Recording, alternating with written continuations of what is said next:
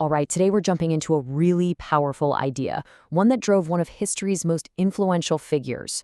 We're talking about the mission to fulfill an ancient promise, to consciously finish a story that had already been unfolding for centuries. I mean, just think about that for a second. What would it even take to be the person who brings an epic, generations-long story to its final conclusion? We're not just talking about ending it, but about bringing it to its ultimate intended purpose. You know, our source gives us a great way to think about this. Imagine you're handed the ancient blueprints for some grand cathedral. Fulfilling that promise isn't about just looking at the design and saying, wow, nice drawing. No way.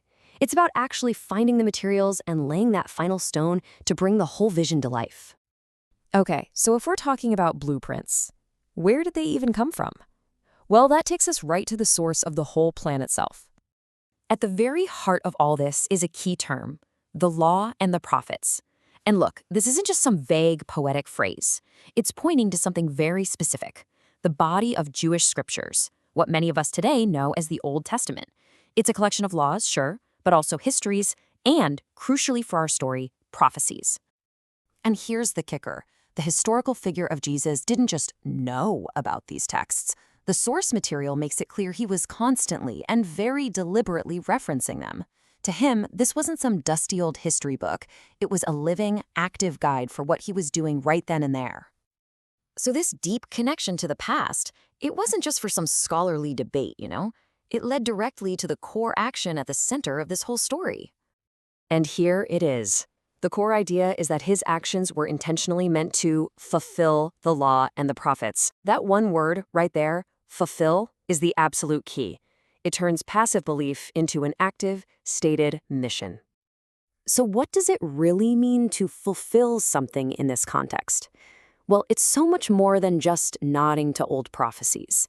It's a dynamic, intentional process of taking promises written on a scroll and consciously bringing them to their final conclusion in the real world. Now, whenever you see this kind of deliberate action, you've got to ask the big question: why? If this was all a conscious choice, what was the reason behind it? And that brings us to the core insight of this whole concept. This is really the central question, isn't it? What could possibly motivate someone to dedicate their entire life to finishing a story that was already centuries old when they got there? The analysis gives us a pretty profound answer. The motivation was to bring God's historical promises to fruition. The whole goal was to take these promises right off the ancient scrolls and make them real, tangible events in human history. You can actually break this logic down into a really clear sequence. Step 1, you have the ancient promise. It already exists in the scriptures. Step 2, you have a stated purpose. Someone declares their intent to fulfill those promises. And finally, step 3 is the fruition, where concrete actions are taken to make it all real. It's a direct line from promise to purpose to action. So when you put all of these pieces together, what does this whole concept of fulfillment actually create? Well, it builds a powerful connection, a kind of bridge linking a very distant past with a pivotal present. Okay, so let's do a quick recap of the key takeaways here.